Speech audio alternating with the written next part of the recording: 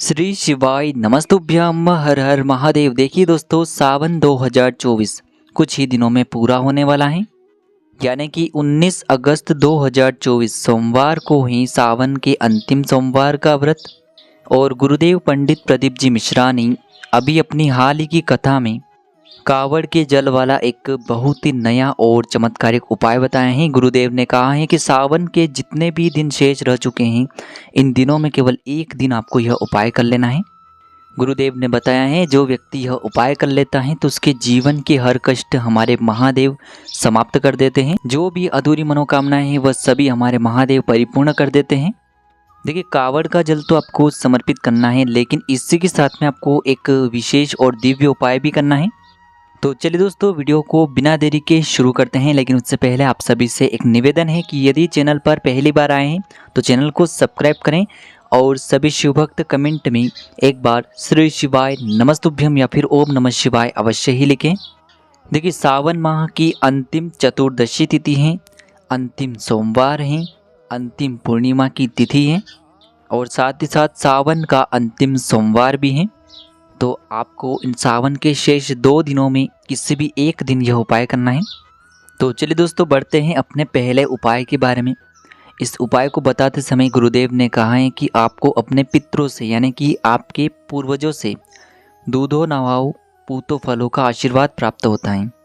यानी कि इस आशीर्वाद का अर्थ होता है कि आपको संतान सुख मिलता है, संतान की प्राप्ति होती है, साथ ही में आपको अपने सभी कार्यों में तरक्की मिलती है, उन्नति प्राप्त होती है। बच्चों के मंगल विवाह के कहीं ना कहीं संयोग बनते हैं, यानी कि हमें पितरों का ऐसा आशीर्वाद प्राप्त हो जाता है कि जिससे हमें अपने हर कार्य में तरक्की और सफलता प्राप्त होती है। यानी कि हमारे जीवन में धन संपदा में वृद्धि होती है, यानी कि आपकी जो सारी मनोकामनाएं हैं वह परिपूर्ण हो जाती हैं। देखिए, इस उपाय को गुरुदेव ने करने के लिए कहा है। देखिए, आप प्रतिदिन कावड़ का जल लेकर के जा रहे होंगे, या फिर मान लीजिए कि आप प्रतिदिन कावड़ वाले इस उपाय को नहीं कर रहे हैं, तो फिर आपको सावन के इस विशेष दिनों में तो यह उपाय करना ही चाहिए। देखिए, गुरुदेव ने बताया है कि जो कावड़ का जल है वह कई प्रकार का होता है। कुछ लोग डंडियों पर बांध करके ले जाते हैं, कुछ लोग बोतलों में बांध करके ले जाते हैं, कुछ लोग 2 पात्र लेकर के शिवलिंग पर अर्पित करते हैं, तो वह भी कावड़ का ही जल है। तो देखिए, आपको इस उपाय को करने के लिए 2 लोटे जल लेने हैं। आपको अपने दोनों हाथों में 2 लोटे जल लेने हैं। चाहे आप 2 लोटे जल किसी भी पात्र में ले सकते हैं, तो आपको मात्र 2 पात्र जल के लेने हैं।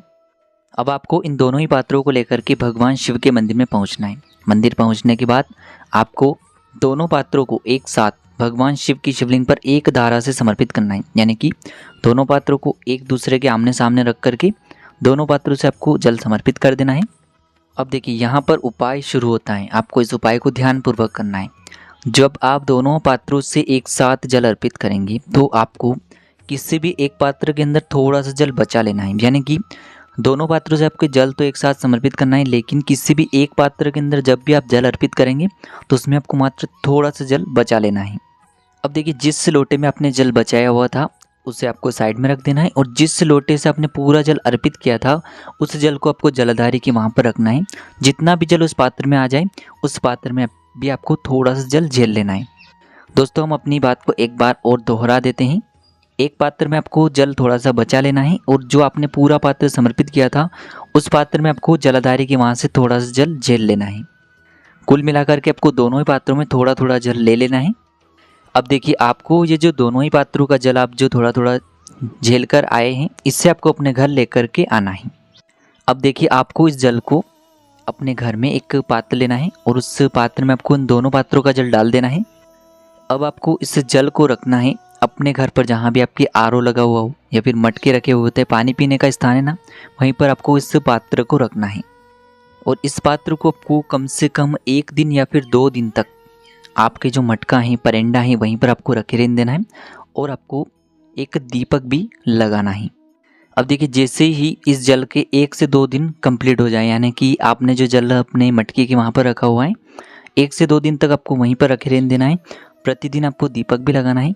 जैसे ही 1 से 2 दिन कंप्लीट हो जाए उसके बाद आपको इस जल को वहाँ से उठाना है, और आपको इस जल को अपनी मनोकामना को बोलते हुए किसी भी देव वृक्ष के नीचे से समर्पित करके आ जाना है। आप चाहें तो पीपल वृक्ष, बरगद के वृक्ष या फिर बेलपत्र के वृक्ष के नीचे जल को अर्पित करके आ सकते हैं। तो इस प्रकार से आपको यह विशेष उपाय करना है। अब हम जानते हैं दूसरे उपाय के बारे में। यह उपाय भी बहुत ही चमत्कारिक है। यह उपाय ऐसे लोगों को करना चाहिए जिनकी संतान नहीं हो पाई है, जिन्हें संतान सुख नहीं प्राप्त हो पाया है, तो आपको यह विशेष उपाय करना है। इस उपाय के लिए भी आपको 2 लोटे जल लेकर के जाना है, यानी कि आपको 2 पात्र जल के लेकर के जाने हैं। यानी कि यदि कोई स्त्री इस उपाय को कर रही है और वह साड़ी पहनती हैं तो साड़ी के पल्लू में आपको 1 से 2 चावल के दाने डाल लेने हैं। यदि कोई स्त्री हैं जो वो सलवार सूट पहनती हैं तो अपनी चुन्नी में 1 से 2 चावल के दाने डाल सकती हैं। या फिर कोई पुरुष कांवड़ जल लेकर के जाना चाहता है तो वह अपने जेब में 1 से 2 चावल के दाने डाल ले। देखिए यह संतान प्राप्ति का उपाय है, इसीलिए आपको अपनी झोली जो है खाली लेकर के नहीं जानी है। उसमें आपको 1 से 2 या फिर 2 से 4 चावल के दाने अवश्य डाल करके जाना है और साथ ही में आपको 2 पात्र में जल भी लेकर के जाना है। ठीक है दोस्तों, तो शिव मंदिर पहुंचने के बाद सबसे पहले तो आपके पास जो 2 पात्रों का जल है इन दोनों को आपको एक साथ भगवान शिव की शिवलिंग पर ही समर्पित कर देना होगा। और अंत में जो आप अपनी झोली में 1 से 2 चावल के दाने लेकर के आए थे उन्हें भी आपको महादेव के समक्ष ही समर्पित कर देने होंगे। और अंत में आपको प्रार्थना कर लेनी है कि हे मेरे महादेव, आप मेरी झोली को खुशियों से भर दें।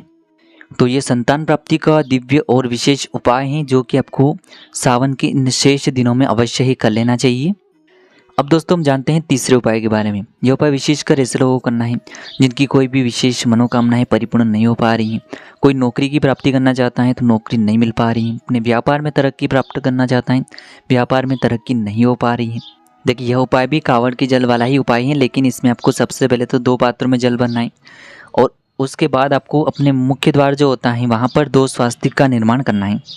यानी कि कांवड़ जल शिवलिंग पर अर्पित करने से पहले आपको अपने मुख्य द्वार पर रोली या जो कुमकुम होता है उससे आपको अपने मुख्य द्वार के दोनों ही तरफ स्वास्तिक का निर्माण कर देना है। यानी कि अपने मुख्य द्वार के दाएं और बाएं तरफ दोनों तरफ आपको स्वास्तिक का निर्माण कर देना है। अब देखिए दोस्तों, दोनों हाथों में आपको जो कांवड़ वाला जल आपने अपने घर से भरा था उसे आपको लेकर के पहुँचना है भगवान शिव के मंदिर में। स्वास्तिक का निर्माण करने के बाद ही आपको यह कांवड़ का जल भगवान शिव के मंदिर में लेकर के जाना है। मंदिर पहुँचने के बाद आपको भगवान शिव की शिवलिंग पर दोनों पात्रों से एक साथ यह कांवड़ का जल समर्पित कर देना है। श्री शिवाय नमस्तुभ्यम इस मंत्र का जाप करते हुए। अब देखिए जल अर्पित करते समय आपको एक पात्र में थोड़ा सा जल बचाना है और एक पात्र का आपको पूरा जल शिवलिंग पर समर्पित कर देना है। ठीक है दोस्तों, दोनों पात्रों में से एक पात्र में थोड़ा सा जल बचाना है और एक पात्र का पूरा जल आपको समर्पित कर देना है। अब जो लोटा आपका खाली हुआ था उस लोटे में भी आपको शिवलिंग की जलाधारी की वहाँ से थोड़ा सा जल झेल लेना है, यानी कि दोनों ही पात्रों में आपको थोड़ा थोड़ा जल ले लेना है। अब आपको इन दोनों ही पात्रों की जल को अपने घर लेकर के आना है। घर लेकर के आने के बाद जहाँ पर आपने 2 स्वास्तिक का निर्माण किया था अपने मुख्य द्वार पर, वहाँ पर आपको दोनों ही पात्रों का जल थोड़ा थोड़ा छिड़क देना है इन स्वास्तिक पर। और साथ ही साथ इस जल का छिड़काव आपको अपने पूरे ही घर में कर देना है, केवल अशुद्ध स्थानों को आपको छोड़ देना है। और ध्यान रखें कि इस जल का आपको आचमन नहीं करना है। यदि जल शेष बच जाता है तो इसे आपको किसी भी देव वृक्ष में समर्पित करके आ जाना है। तो दोस्तों यह थे कांवड़ जल के कुछ दिव्य और चमत्कारिक उपाय। यदि आप इस उपाय को चाहें तो 18 अगस्त को भी कर सकते हैं या फिर 19 अगस्त सावन, सोमवार और पूर्णिमा, साथ ही साथ रक्षाबंधन के दिव्य महासंयोग में भी कर सकते हैं। तो इस प्रकार से आपको ये कांवड़ जल के दिव्य उपाय करने हैं। श्री शिवाय नमस्तुभ्यम। हर हर महादेव।